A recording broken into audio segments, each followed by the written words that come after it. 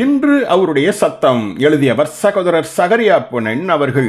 நாள் நவம்பர் 2. தேவன் விரும்பும் தாழ்மையின் ஜீவியம். தாழ்மைக்குத்தான் தேவன் எவ்வளவாய் மதிப்பு வைத்திருக்கிறார். இதை 1 பேதுரு 3 அதிகாரம் 4வது வசனம் கூறும்போது, சாந்தமும் அமைதலும் உள்ள ஆவி ஒரு ஸ்திரீயினிடத்திலோ அல்லது ஒரு புருஷனிடத்திலோ காணப்பட்டால் அதுவே தேவனுடைய பார்வையில் விலையேறப்பட்டது என சங்க நாதமாய் ஒலிக்கிறதே. தாழ்மையும் சார்ந்த இருதயமும் கொண்டவராகவே இயேசு இருந்தார்.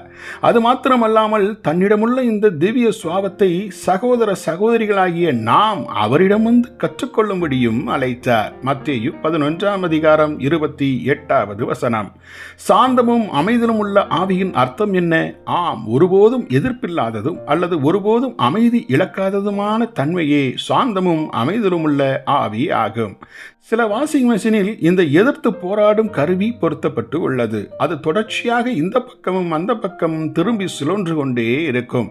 இவ்வாறு சற்றேனும் அமைதியாயிராமல் அந்த கருவி எப்பொழுதும் எதிர்த்து சுழன்று கொண்டே இருக்கும். ஆம், யாராயிலும் சிலர் அவர்களுக்கு தவறு செய்து உரசல் ஏற்படுத்திவிட்டால் இவர்களின் எதிர்ப்பு கருவி இந்த பக்கமும் அந்த பக்கமும் எதிர்த்து சுழல ஆரம்பித்து விடும். ஆனால் தங்கள் ஆவியில் தாழ்மையும் சாந்தத்தையும் பெற்றவர்கள் இந்த எதிர்ப்பு கருவியை சுலுவை அறைந்து அதன் பிடியிலிருந்து முற்றிலும் விடுதலை பெற்றிருப்பார்கள். எனவே மற்றவர்கள் எதை செய்தாலும் அல்லது செய்யாமல் போனாலும் அதனிமித்தம் இவர்கள் ஒருபோதும் பாதிக்கப்படவோ அல்லது மனம் புண்படவோ மாட்டார்கள். இதை குறித்து 1 பேதுரு 3 அதிகாரம் தொடர்ந்து கூறும்போது, சாந்தமும் அமைதலும் உள்ள ஆவியின் அலங்காரம் அழியாத அலங்கரிப்பாய் இருக்கிறது என வியப்புடன் எடுத்து உரைக்கிறது.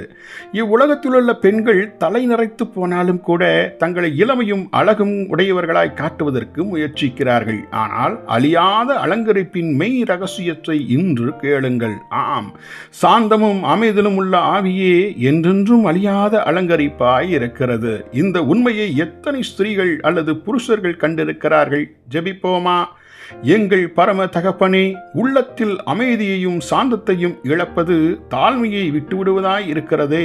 இந்த கொந்தளிக்கும் சிந்தையை சிலுவையில் அறைந்து தாழ்மையாய் வாழ கிருபை தாரும். ஆமேன்.